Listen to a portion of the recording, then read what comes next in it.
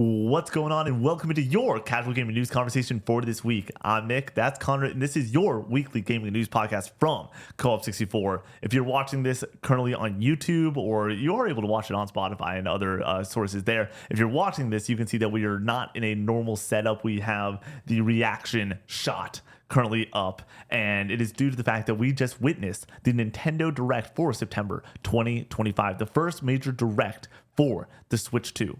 Connor, how you doing? Also, happy birthday. Thank you. I'm doing good. Yeah, that was fun. Always good to get some Nintendo announcements, get some dates.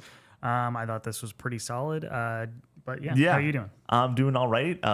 Early morning, long week, but this is one of those fun ones where we get to just go and enjoy a bunch of announcements from Nintendo. This is not exactly what I wanted, but it's what we got. Yeah. So before we hop into grading this whole thing, we're going to hop into the housekeeping as we always do. Patreon.com/co64 is how this whole channel runs. We are so thankful for the support that you guys give over there. And if you support over there, you can get this show 3 days early. You can get the casual gaming conversation 3 days early and a bonus episode of the casual gaming conversation each and every week, including things like the Vita episode and the Death Stranding 2 spoiler cast and the Split Fiction spoiler cast, and going all the way back to Trophy Talk. They're just predicting the life cycle for the rest of the PS5 and the Xbox Series X. There's so many great episodes over there. Over 40 hours of content at that $5 tier that you can go and sign up for and have a great time with. So go consider doing that at that lowest tier. But at the next tier up, you can get exclusive TikToks, the Recollect and Retro, which is Connor's retro collecting show, and the Co-op 64 podcast or conversational podcast.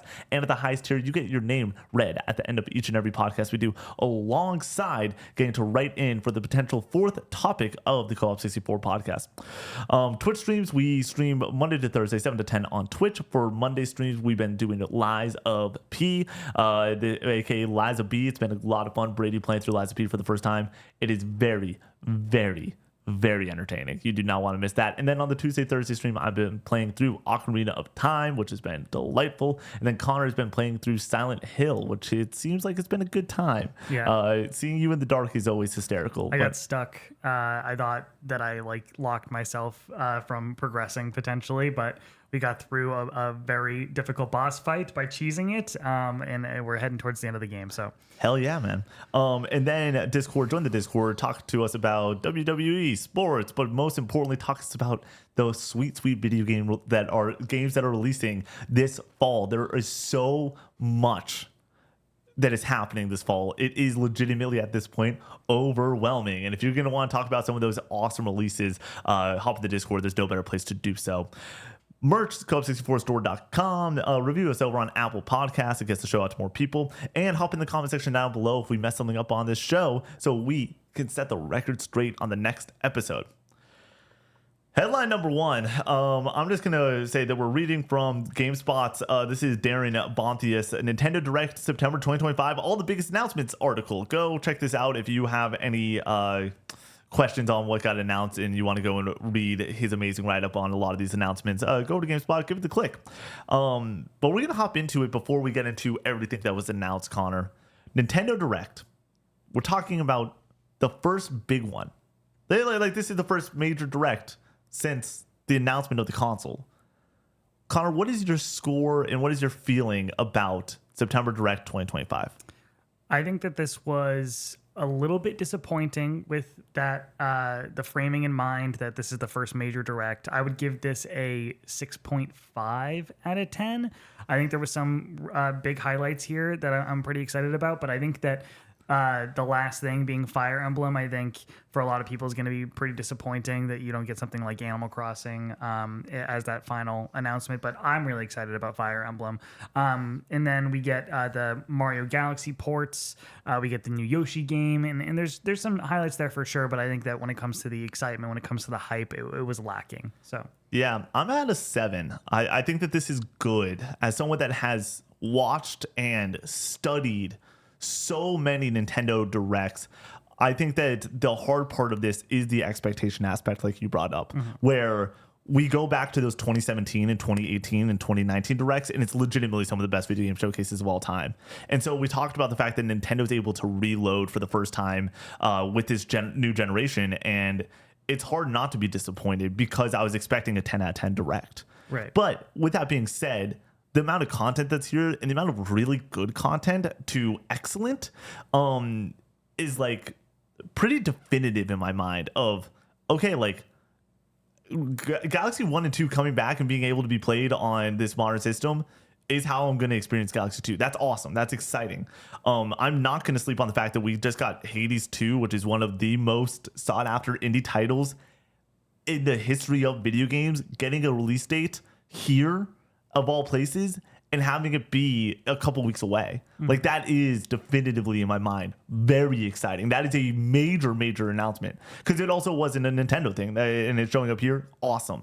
I think that you look at the Yoshi game, and we talked about how good the art style looks, but also just how like good the game across the board is. It looks and seems to be, but also it wasn't the best showing for that game. I think we both sort of agreed on that. But then you look at the facts. Metroid Prime, we wanted that date, we got it. Age of Imprisonment, people are looking forward to that. They'll love the first one. They got a date on that. Tomodachi Life, cool, fun trailer. We got a date on that. This really is setting up the dominoes of what we're getting in the next. A date on. Was it just 2026? It was spring. Spring, thank you. We got a window for Tomodachi Life. We're getting the answers that we need for this presentation, and then we're getting the fun hype moments, the things that I really look forward to on a Nintendo console, things like Mario Tennis Fever being announced, and that game looking content rich, which was a major issue with the sports games from the Mario franchise on the Switch, where it was just not enough content. And it, like, they played fun, but it was a fun game to play for a night or two. There looked like there was a lot more depth to this Mario Tennis game than any other Mario sports game in the recent memory. So I think that it's objectively good. I just don't think that it's great. I think people are going to be leaving this and wondering, where is the Dust Bloods?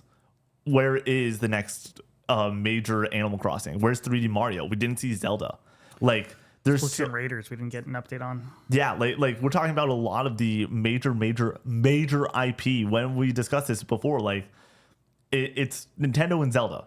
And the fact is, I still believe we will be getting the next 3D Mario or the next 3D Zelda in the next year and a half.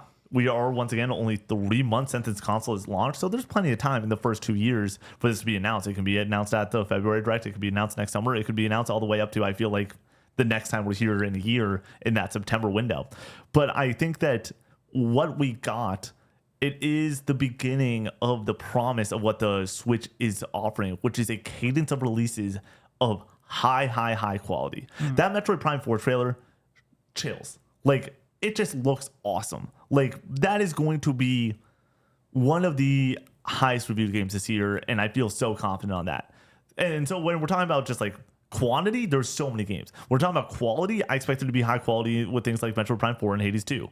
So I think that I'm going to go good, 7 out of 10. Fire Emblem's not for me. Just to clarify, like, it's not something that gets me out of my seat when I think of Nintendo IP. I'd be more excited for Monolith Soft's next game. I'd be more excited for even like Splatoon 4. Like, if they went beyond Raiders and it was like, it's Splatoon time, we're gonna do a full release now.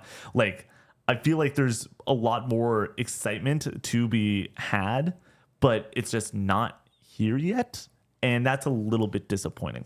So let's hop in. We're going to go announcement by announcement. If we have something to say on it, we'll discuss it. If not, we're just going to go and skip over it. But there's a lot of content to break down here. So starting out, we had the 40th anniversary announcement for this presentation for Mario. We got about 20 minutes of Mario, which it started out in the most ridiculous way possible of them talking about the museum and Universal's next theme park and a marathon that's happening in Tokyo that's going to be associated with Mario. But when we got into it, the first announcement was the Super Mario Galaxy movie. And as someone that loves the first one, I'm like, okay, awesome. We're back. We're doing it again. And it being Galaxy, I think goes and is exciting with the mindset of, I think we're going to get the next 3D Mario is going to be Galaxy. I really do. Where are you at with the Super Mario movie? Do you have anything to say on this one? I think it's a cool direction to go in. I thought that the first Mario movie was rock solid, just a good, nostalgic movie. And I think that bringing the Galaxy IP and utilizing that for the next one is a really smart idea. So I think it's a cool direction for them to go in. Next up, we got Super Mario Galaxy 1 and 2 coming to Switch 2. And Connor, sorry, let me just take out my bow. Oh, bullseye, baby. Yeah, Called that nailed one. it. People were criticizing me, being like, what are you doing? What are you talking about? Sometimes your boy just knows ball. Are you excited about this as someone that has not beaten either Galaxy 1 or 2? I'm excited that I have the option to play this game in HD now if I wanted to. I own them both on Wii. And as somebody who plays a lot of retro games, I kind of do lean towards usually playing on the original hardware. But I've already bought the 3D collection for 64, Sunshine, and Galaxy. So I already own the first Galaxy on the console. So maybe I'll pick up Mario Galaxy 2 separately from Mario Galaxy 1 and just have it as an option. But for me, like, it's not like a super exciting announcement. Yeah. For me, this is exciting. And it comes down to the fact that with these ports and everything, what we discuss all the time is I have the capability to borrow your Wii, right? Like I can go and borrow it and we can make it happen and it can be this full fun thing. But I don't do that. That's not what I want to do. That's not how I like to play games. So give me Mario Galaxy 2 on the Switch. Let me go. And if I wanted to stream it, for example, it's like, cool. I can just go and pick it up and rock that and have a great time there. I also think that people sleep on the fact that the Switch 2 is a console. For a lot of people, it's their first console. We're talking about people that are 10, 12, 15 years old, and they never had the Wii experience. They've just heard about Galaxy 1 and 2. We're talking about two of the highest rated games of all time coming to a new audience, and that is exciting. You think that it's... How likely do you think it is that we're getting Galaxy 3 at this point? It would just be so weird for Nintendo and Mario to like release it's weird for them to release a sequel to a 3D Mario game in the first place. So the fact that we got Galaxy 2 is weird. And then they're going to release a third entry 15 years after. I think that is a stretch, but I think because the movie is happening and they want that synergy, I could see them going back to the well on this. And like you said, these are two of the highest reviewed games of all time that they are looking for a slam dunk. I think you just go back to Galaxy and you get that kind of just on name value alone. And this is where it comes from. If you're watching the screen right now, it's the quote from the Rosalinda Journey. Can you potentially go back just a little bit? It's like and we'll meet again, or the next journey. Like there is another journey to be had here.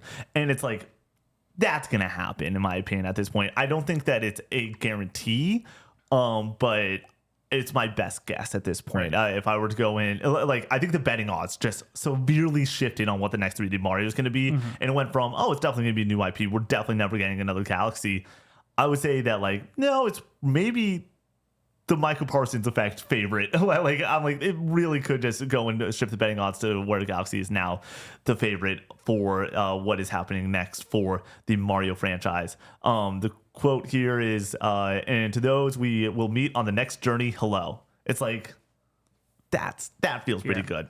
Next up, we got some amiibos announced for Mario Galaxy, which for those collectors, I imagine is very exciting. Amiibos didn't exist back in the Galaxy days, so They look cool. They do look really cool. And then next up is Mario Tennis Fever. I'm going to start this one off. This is my favorite type of Nintendo announcement, probably period bar none, outside of major IP. Like, I prefer stuff like this compared to the Fire Emblems and the Xenoblades, and it comes down to the fact that I like to have fun. Like, and these games for me is what I like in gaming so much. I think the Mario sports games on the Switch 1 are the definition often of 6.5 to 7.5 games. They're not great, but they're a blast to go and pick up and play for a few hours. Get a 6-pack of beer, get a thing of pretzels and put it on the table, and then you move the table aside and you're having pizza night and playing these games with some buds.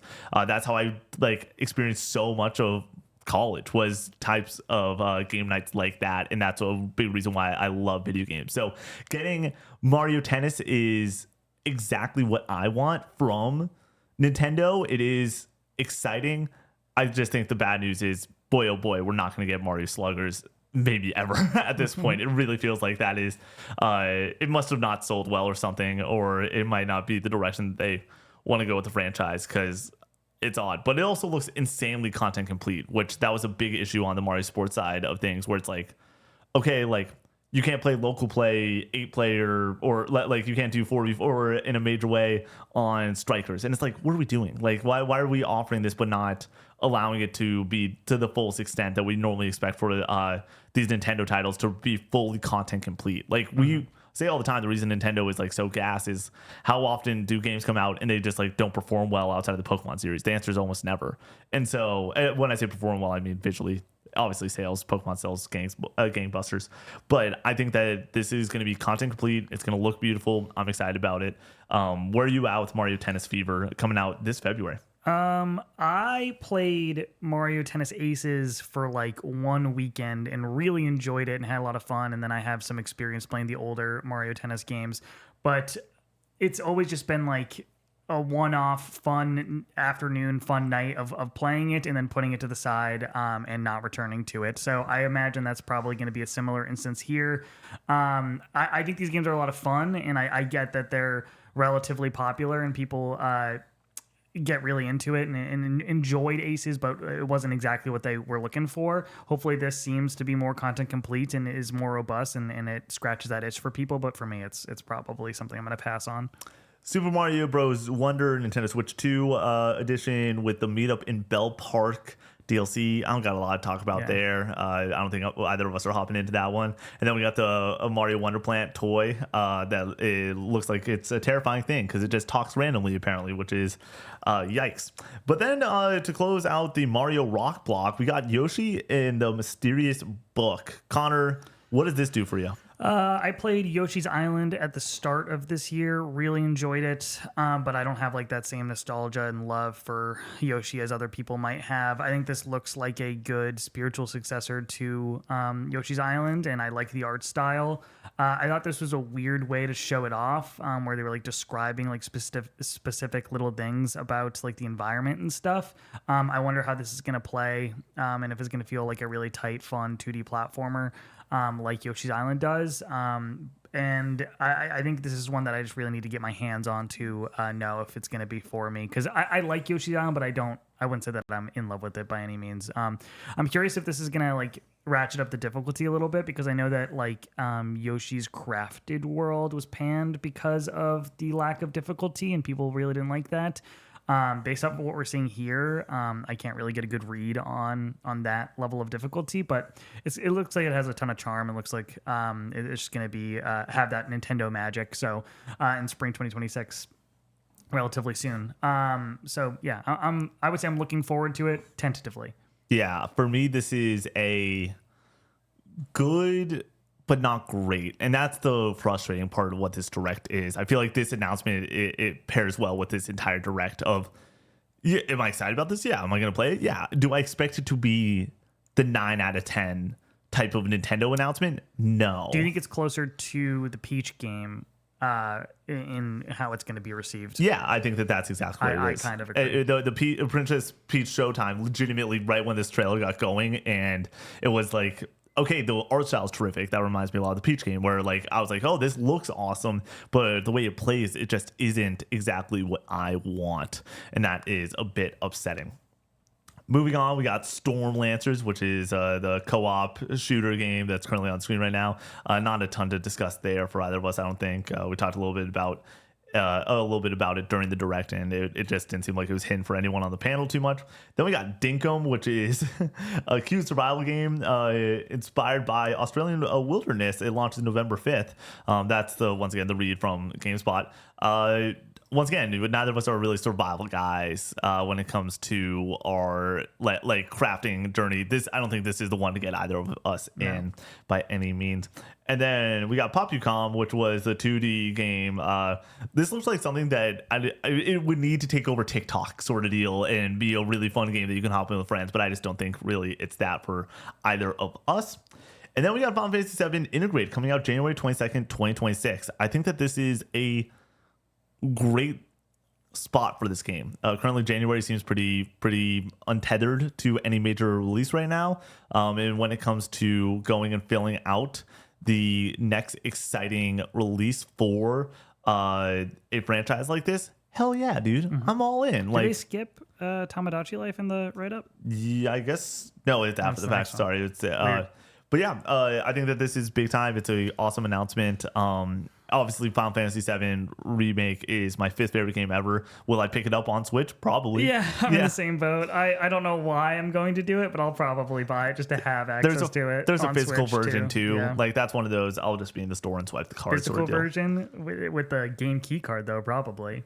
A lot of the third parties have not been, or some of them have not been third party. I'm curious to see what they do with Square games. Do we know about some of them have not been third party? I think it's just Cyberpunk still. Oh, really? Okay. Yeah. Do we know about Octopath Traveler yet for Octopath Zero? For what? For if it's game key card or not, because that's Square, right? And so yeah, whatever that is, I assume that's gonna be Square's MO with this entire time. But yeah, then we got Tamagotchi Life, spring 2026. Did this trailer do anything for you? Did it convince you to hop in? This is such a beloved franchise. Did this rock with you? The trailer didn't convince me, and the only reason I'm even somewhat interested in Tamagotchi Life is because of the way that people talk about how much they love it. So with that in mind, maybe I'll check this out. Probably not. If it like reviews really well and people are buzzing about it, maybe I'll get caught up in the hype and hop in. But yeah, this didn't do it for me personally. Real quick, FF7 Remake is $40 on Switch. Great. That's thankfully it's not 60 or 70. Yeah. They're not going to wow with that.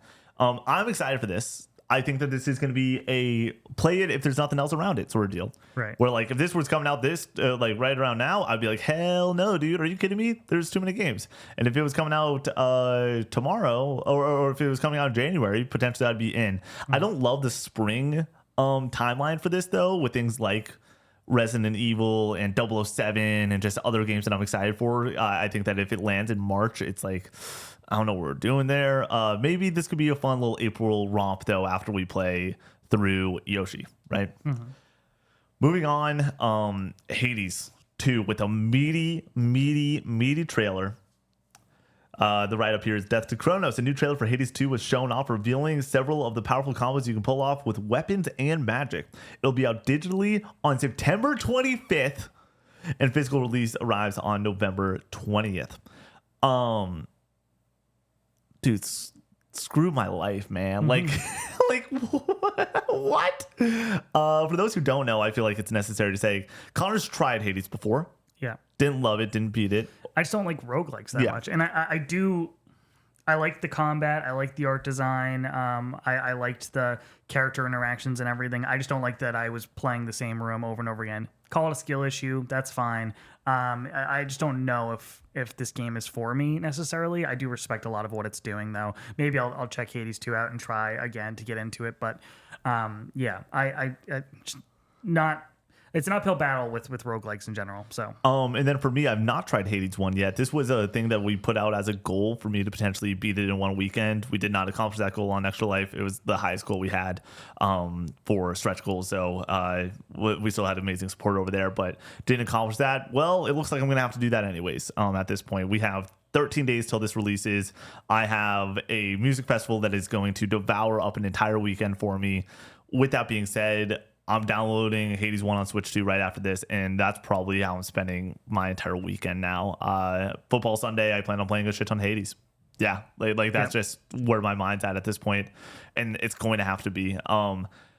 My understanding of Hades 2 and the way it currently stands, between the discussions of Kind of Funny and the Giant Bomb Game of the Year discussions, this is not only one of the best indie games out there in pre-release with that early access window, it's like one of the best games of all time. Hades 1 obviously already regarded as a modern masterpiece for a lot of people.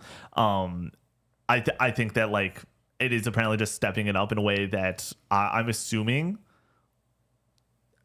it's probably 94 on Metacritic. yeah, that sounds right to me. Yeah, around there. The first one, where is the first one at?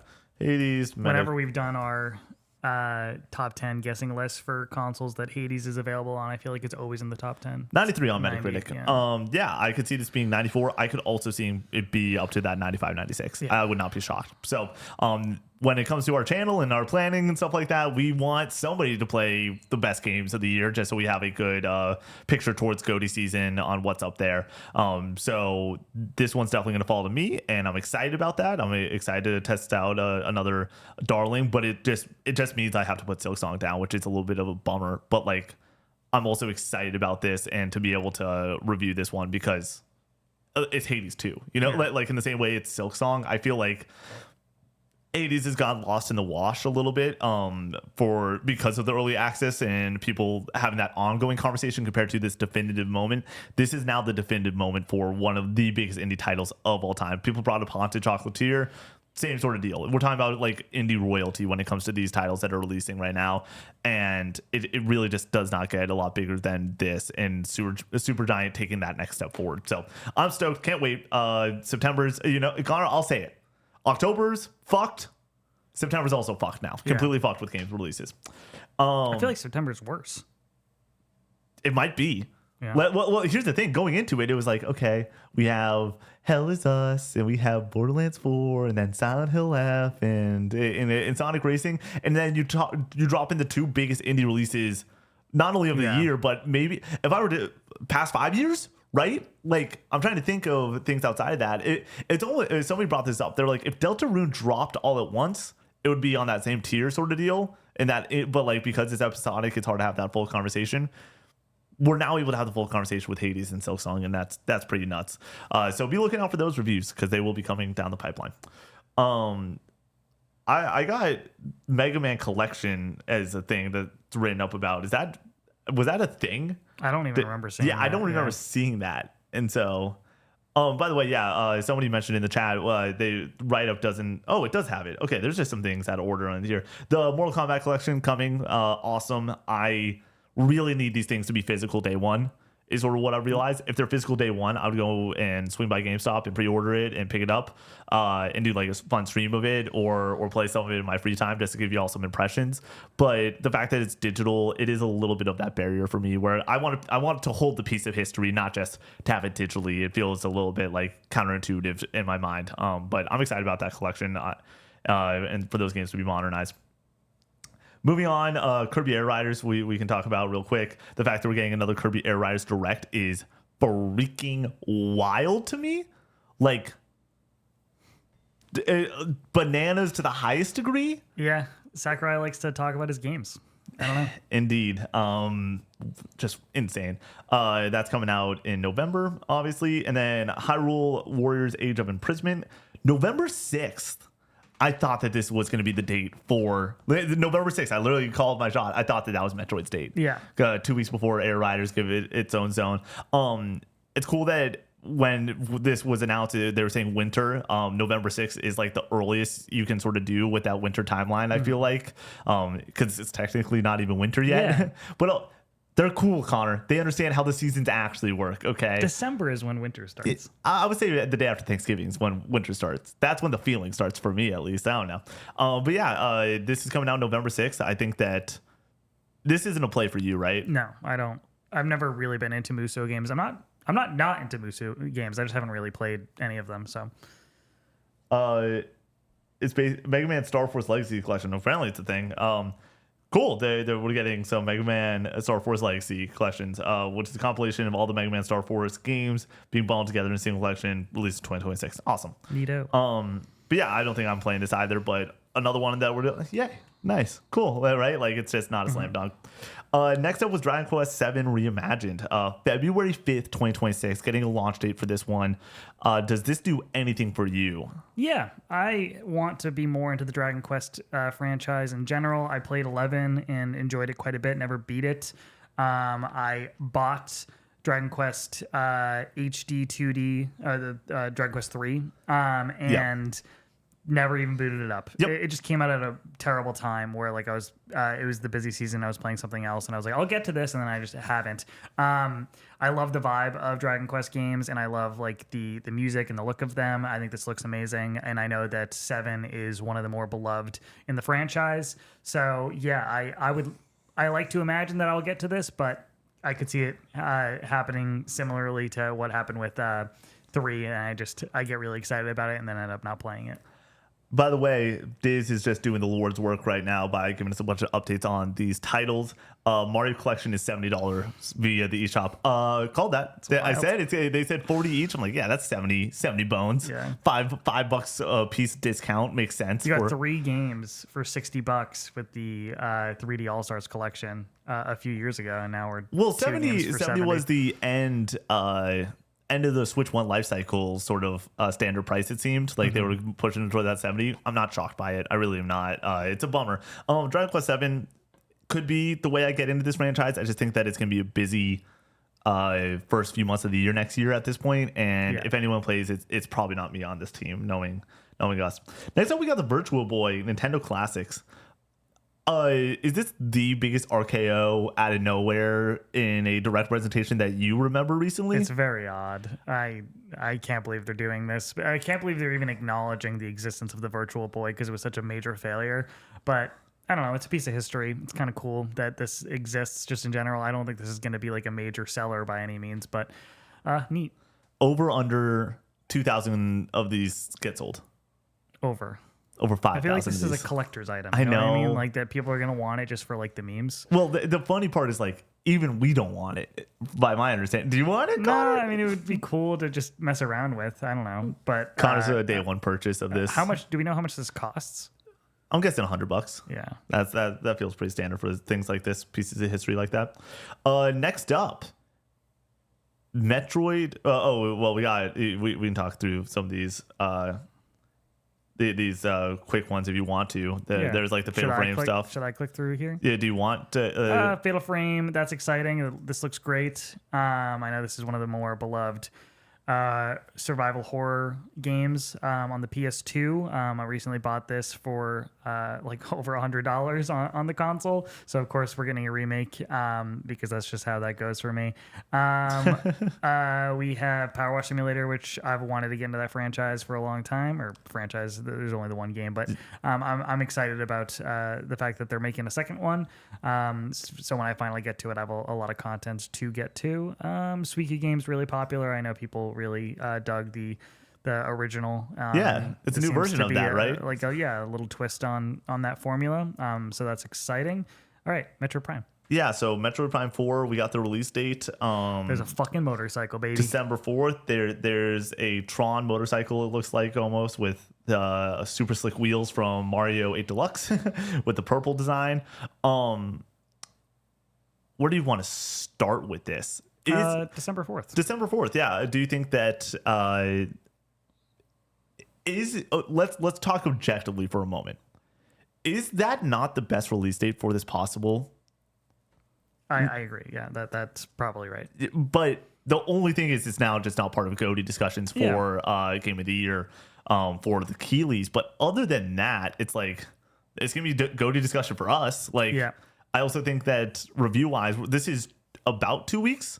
November has 30 days, right? It's 2 weeks after Kirby Air Riders launches. It's like, sign me up. Like, and the fact that literally November is this year closes out for Nintendo.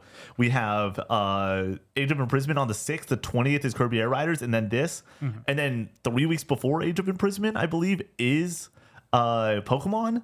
Like, the cadence is there. And where Mario Galaxy was when? No idea off the top of my head. It's soon. I think is that not September? Yeah, that's so. I think it might be September. It might 25th? be. It's 25th. It's the week before Yote. We did that whole discussion. Same day as Hades 2. Oh, really? Yeah. So like, there's so much to play on the console right now. And so like the fact that we're getting just release, just nonstop means that like it makes the cadence for next year look really weird for the start of next year. Yeah. Well, I'm shocked that like one of these games, like Age of Imprisonment, should have slipped to January, in my opinion. Give that game a little bit more room to breathe. Let that game be picked up at the right time and everything. And then let's talk about what we expect from the quality of Metroid Prime 4 now that we're seeing it for the 17th time in the past year. I think that we're talking about just another game that is going to put a pin on what is for a lot of people the best year in gaming for them. Where like this is just so. I will be shocked if this just is not in the 90s on Metacritic. Yeah, I think this is going to be like a 93, 94 potentially. So this looks fantastic. Gives more scale to the environments with the bike and being able to go around what looks like a relatively open area. I don't know if you would consider that open world, but I guess all Metroid games are kind of open, all interconnected. Yeah. So yeah, I think this looks fantastic. I think it's going to review super well. I would say this is like top 3 most anticipated for the rest of the year for me. Like it's this, Ghost, and maybe like Silent Hill F, I Yeah. would say. But yeah, I think that if this came out and was eligible for GOTY, I would place a ton of money that it would be nominated. They love putting some of their best releases in December, don't they? I don't think they give that much of a shit about Yeah, the they Game don't. Awards. Yeah, I don't think so either. Normally though, I'll even toss this out there. I like the fact that we're gonna have something fun to play in December. Like, Yeah. obviously, I like the cadence that around the last couple of weeks around the holidays, there's not a bunch of games where, This is this year's Indiana Jones. yeah, totally. But also, Indiana Jones, great game. Now, I'm Yeah. not trying to take anything away from Indiana Jones, but like, I expect this to be a lot better when it comes to just the quality and when we're talking about just like what that cadence is going to be. And then we beat it in a week or two, and then we move on to holidays and Co-op 64 Day. Like, this is going to be such a great swan song for this year for so many gamers. I also think that this is going to be like such a green light for people to pick up the Switch right now. Like, hey, we now know what the rest of this year is. If you're, We always have known, though, is the thing. but now we got the date. Like, that's the big thing. There was Just- worry that it wasn't coming out this gonna year. be this year. My prediction for the TikTok that went up the other day was like, it's gonna be this year, which sounds silly, but like, it felt like there was an aura around this game at this point that it wasn't gonna be this year. Yeah. The fact that this thing is gonna be able to run 1080 or 1440 120 is like just insane. I'm so excited about this game, dude. Which is perfect for me because my monitors are 1440p. And I plan on playing this at my desk with mouse controls. Oh, really? Yeah, that dude. I can't wait for this, man. It's gonna be so awesome. Moving along, we got Donkey Kong Bonanza DLC. This was something that some people were tossing my way while I was doing predictions last night, and I literally said not a shot. Like, thought it was way too soon for something like that. I would guess Mario Kart World gets DLC before it. But here we are. They'll save the Mario Kart World DLC for 5 years from now. Oh yeah, exactly. What I was saying is like that game's going to sell itself and continue to sell itself. But this is a great way to get more people back in. A little $20 DLC. Here you go. Is this going to get you back in? Do you think? I mean, I've been thinking about going back to Bonanza and getting more Bonandium gems because I've been working towards that 100% completion for since release. Even without this, I would be interested in getting back to that game. I don't really know if this DLC is doing anything for me. If it was just running around DK Island and doing new challenges and getting Bonandium gems, I would be more interested in it. I don't know if that's what the focus is here. It looks like the focus is on the Emerald Rush. It is Emerald Rush, yes. And I don't know if this mode specifically looks very fun. I agree. So, or at least not for me personally. It looks like one of the like a replayable kind of roguelike type experience, which is just like so par for the course for DLC these days that if you want to add content, you give them this replayable roguelike mode, and it's just never done anything for me in any game. So I don't know why it would do anything for me here. So. Yeah, I also expect this to not get me in, like just in general, unless like some podcasts I listen to speak immensely highly of it, and they're like, you got to do, unless it's that must play vibe. I mean, there was like hype around the DLC that they added for Odyssey with like the time trial stuff, and it's like no, it's just not for me. And I just know myself well enough to know that I'm not going to hop in on this. It's also like, dude, I don't have time. The idea of like spending an hour and going back and playing some DK sounds like a great time. Maybe GOTY the week before I'm doing a smorgasbord of different titles that are on that nomination list, but like that would just be hopping in getting some Bonandium gems. It wouldn't be going and trying out a new mode and trying to sink any actual time into this one. Right. Moving on, Pokemon Pokopia. The Ditto game is written up here as in this strange Pokemon spinoff, a Ditto takes on a human appearance and decides to build a new life for itself on a verdant island. It'll be out in 2026 for Switch 2. What a weird trailer. What a weird idea. This game's going to be fucking huge. It's going to sell so much, dude. It's going to sell so like yeah. It's just got that Pokemon branding in it, and it's like cozy games are more popular than ever. Like it's mixing those two together, and I think that's just a match made in heaven. Yeah, I think that this is just a slam dunk for this brand at this point of what they want it to be, which is put it in different genres, make it a big thing. The fact that we're getting Legends, the fact that we're getting this, and most likely I would assume within 7 months of each other, 8 months, probably summer game, it feels like to me. I assume we see this at the next Nintendo Direct in February with a date on it. I think that this is just like it's a little bit frustrating at how much this is going to sell because it's not for either of us. Do you think you're going to give this a shot? No, probably not. But Yeah. Dude, if there's fishing in this game, let's just get Brady on it. You know what I'm saying? Like, let's get Brady to play the Ditto game. But Laura, who loves Animal Crossing and loves Pokemon, I'm like, she's going to be obsessed with this. Yeah, maybe we get her to review it for us and hop on the pod for this one because, like, this looks... To be clear, though, I think that, like, this could be fun or it could just be the most boring game ever. Yeah. And for me, crafting games are often boring, but, like, also, I do like Animal Crossing. So, like... And you walk around this world and you're just like, how's this not Animal Crossing? But having Animal Crossing with Bulbasaur sounds like a good time. So, moving on, we got some Pokemon Z through A announcements with the Mega Evolutions. And then it's also getting paid DLC before the game is even announced for 2 different versions of Raichu for their Mega Evolution forms. Where are you at with Pokemon's Legends Z through A? Is there any more hyper anticipation? Let's have the real conversation, Connor. Let's let the people inside the mind of Connor just a little bit. We got a busy month in October. Just games left and right. This is 2 weeks after Yote. I assume we're still playing Yote 2 weeks afterwards. Maybe we finish it up like 2 days beforehand, right? Yeah. Is there a chance? And like at that point, it might be Ninja Gaiden, it might be Keeper Codes, or it might like there's just so many titles. I believe it's also coming out the same day as Keeper. Are you going to get to this one, or does this feel like if I have the time, I'd love to, but most likely not? Any excuse to keep using my Switch 2, I'm going to take it right now. And I got the itch from playing Pokemon Fire Red on stream earlier this year that I'm down for more Pokemon, and I like Legends Arceus quite a bit. So I like that format. It looks like they're expanding on that. I think this game looks rock solid. Is it a visual feast? No, but that's not what Pokemon is known for at this point. I think this game is just going to be a lot of fun. So I could see it slipping through the cracks for sure. But for now, for where I'm at currently, I'm into it. Then we got Danganronpa. Oh, for me, I'm excited, by the way. I want to find time to play Pokemon's Legends Z through A, but if I'm being real with myself, it just probably is not going to line up in time for everything else that I'm just a little bit more excited about. Like, I'm more excited for Keeper, Ninja Gaiden, and Outer Worlds 2, I think, than Pokemon.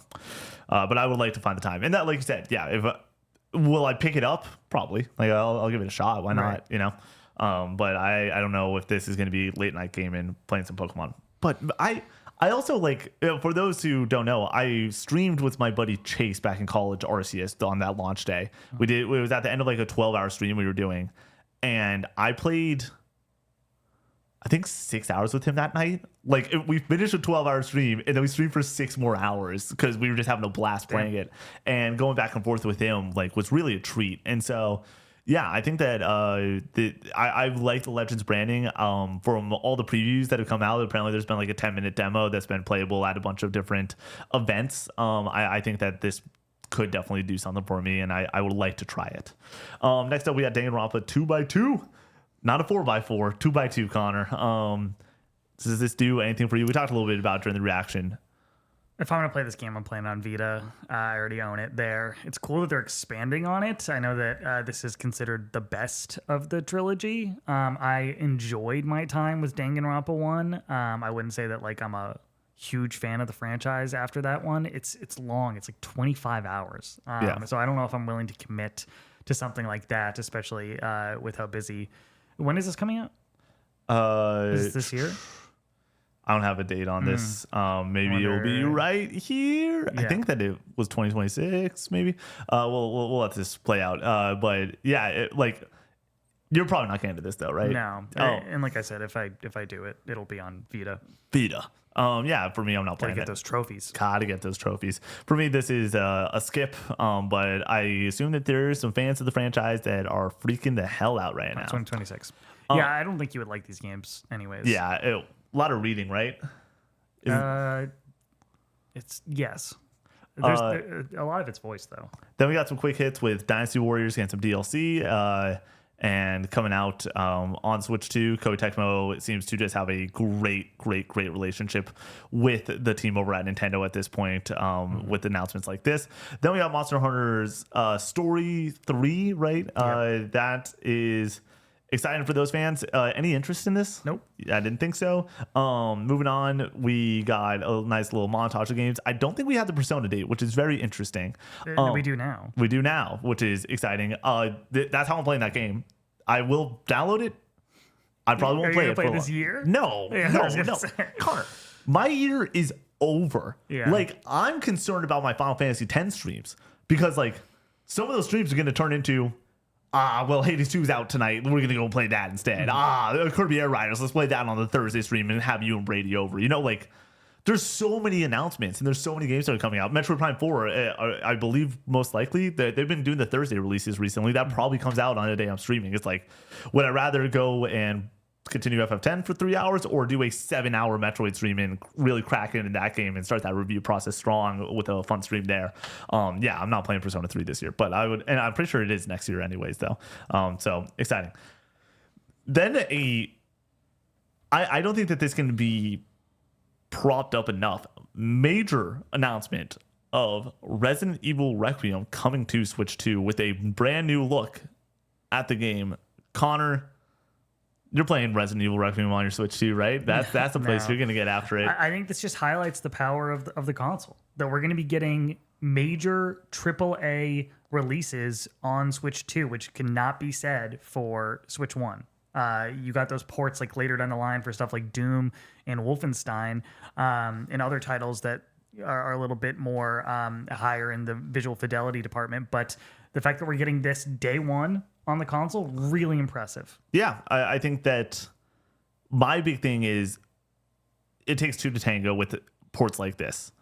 You need to have Capcom wanting to optimize the hell out of it to really make sure that this game looks good and runs well. The fact that you're releasing it day one over on Switch 2, you do not want those reviews to come out for this console and be like, yikes, the frame's bad, and like have any bad press. So you have to be assuming that this team is working their butt to go and make this happen, which is cool that they're making it happen. Like, it's cool that Capcom is willing to go and put that effort in. With that being said, I think Nintendo's looking at them being like, hey, we're gonna have 10 to 15 million consoles out there by the time this game releases.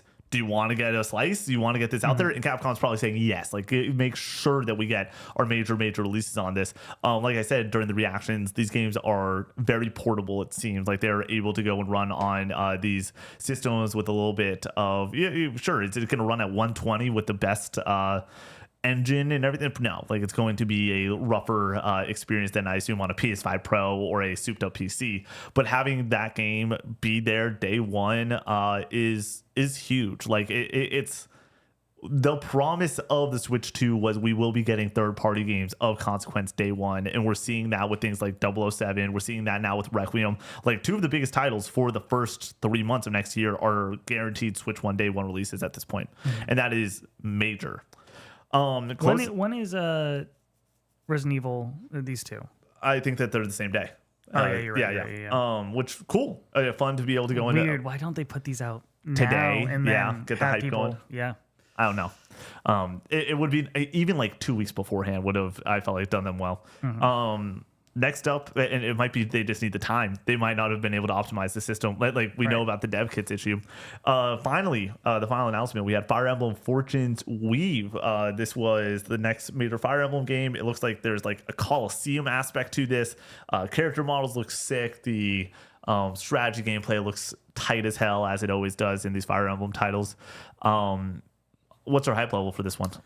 Pretty high. I love Three Houses. I got into the franchise with Fates and went back to Awakening, then played Three Houses, skipped Engage. So I'm itching for a new Fire Emblem game.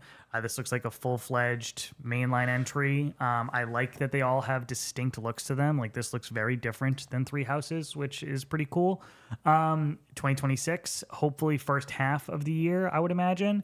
We're lining up the dominoes once again for major releases. You got to kind of get the slate going for 26. I don't think this direct did a great job of letting us know, like, what we're going to be playing in the first half of 26, and I was hoping that we would get that. Really? Yeah. I feel like between Kirby, Tamagotchi Life, Kirby. Sorry, not Kirby. Yoshi, Tamagotchi Life, and in Mario Tennis, like That's an incredibly weak start that's to the year. issue.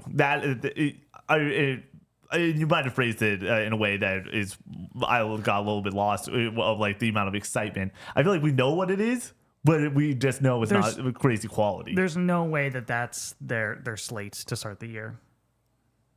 Really? In comparison to what the cadence is right now for the console, like I expect some sort of major IP. Yeah, like you got to keep the momentum going, and I think that that slate is a complete momentum killer. I agree, but I think that is the slate that we're getting. Interesting. That's why I think that this direct is a little bit disappointing. I think that we're in store for a kick-ass fall, like one of the best falls in gaming for a console that we've seen in a very long time. And then I think that like their response is, hey, we also have Resident Evil 9 Requiem coming. We also have 007 coming to the system. So you're playing a bunch of games. This needs to be like April, May, in my opinion. Yeah, I think that a May release date sort of checks out. We're going to get a February direct, most likely, that's going to have a date for this. And the hope is that it is before summer, right? Mm-hmm. But I think that the fact that they only have that 2026 date on there is a little bit worrisome as of right now.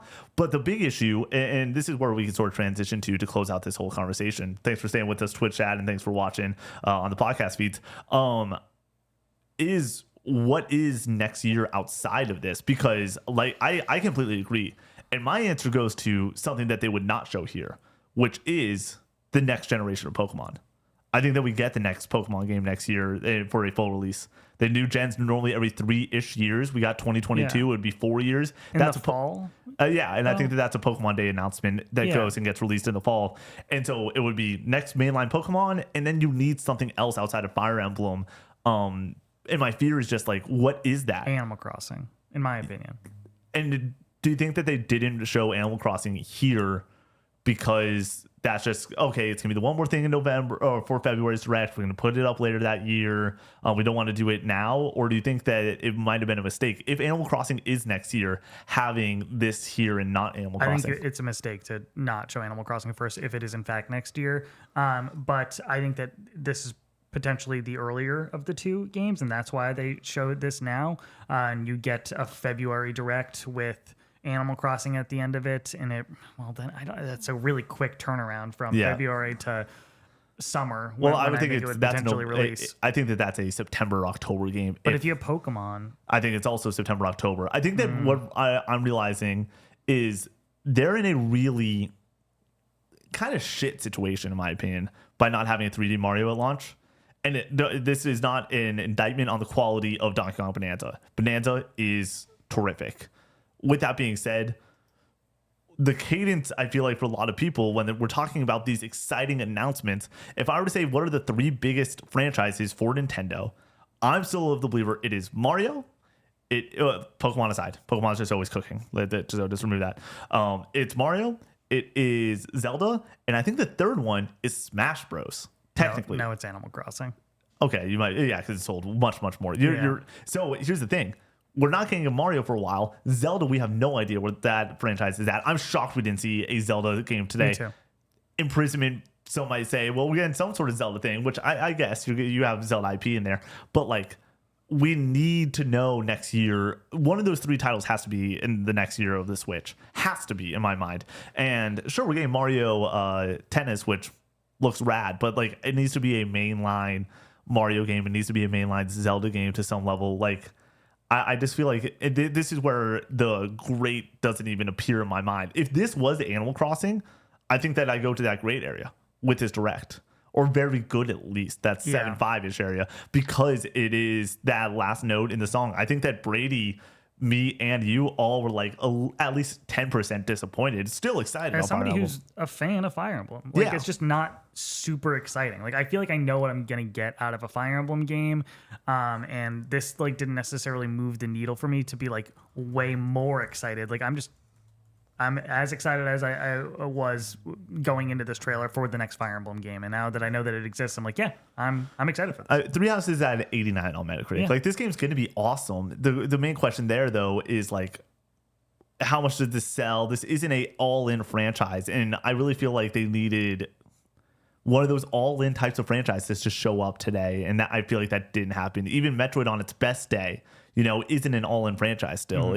Like Pokemon's Legends Z through 8, awesome. Don't get me wrong, but we've known about it, and it's a Legends game. It's not even the next main line, so we don't have that major release yet for next year. And I think this sets Nintendo up in a not great situation, which is it's just tough because their cadence for this year is so fucking good. Yeah. Like we're talking like the way that we've talked about the schedule, we're like they have to have something every month. And they technically skipped August but we had Dragon Drive, and then I guess September now is Mario Galaxy.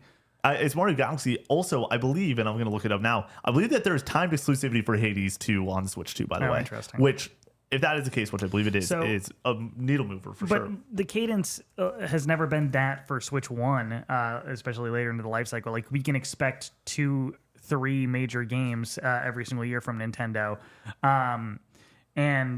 So I think that expecting them to carry on this momentum for next year is just a little bit unfair. So I think that when we look to next year, Fire Emblem, Tamagotchi Life, Rhythm Heaven, something we probably don't know about yet, Animal Crossing, Pokemon. I think that that's a solid year, but I think it's just less exciting than I hoped. Yeah, well, I think that the exciting aspect of it is the hard part is there's still the question marks. But if you were to tell me next year we got a banger, like one of those major franchise IPs that we just mentioned, and then on the backside of it, we also got Mario, Rhythm Heaven, Tamagotchi Life, and Fire Emblem. I'm like, that's a great year for Nintendo. That's a great output from first party. The hard part is this year we've had 3 games that feel like, or there's 4 like big boys showing up between Donkey Kong, Mario Kart, Metroid, and Pokemon's Legends Z through A. I think that it's impossible to go compare year to year. The hard part is we are now looking to a 2026 that does not have a terrific answer yet, which is a little bit disappointing. All right, 7 for me, 6.5 for Connor. Thank you so much for watching this and joining us. Shout out to our amazing members over on patreon.com/co64. At the highest tier, they get their name read at the end of each and every podcast we do. Amazing members such as Pigeon Power, John B, Library Daniel, Tyler, Trace H, Crumbly L, Sir Shellis, Cody H, Ooh Gracie, Chuzar, MD Dunbar, Mr. Munchies, Farmer Spud, Rocket Tater, Nofi, The Dankest Mike, Swampy Bits, Jack CT, Tristan C, Sconesy C, Straken 1978, Das Goopy, Dingleberg Rules, Centuro, Hook'em Horns, Gonash, Neutral Sphere, Easton C, Stooby Dooby Doo, Crispy, DJ Zach Beat, Uli, Jacob D, Big Mac, Metal Nate, The Patty Cake, Bear Pog, Cowboy Jesus, Yogi, Damn, Hole M, Colin C, Brack, Voodoo, Milky Sins, Alex the Golden, Andrew H, Master Diz, Cannon Fodder Games, Bad Fella, Only One Rufus, Drifter X1 Skirt Skirt, Goops, JMAT B3, Ali Ben Ali. and Kingdom Hearts Sucks. Thank you so much for joining us on this episode of the Casual Gaming News Conversation. We will see you in the next one. Peace out.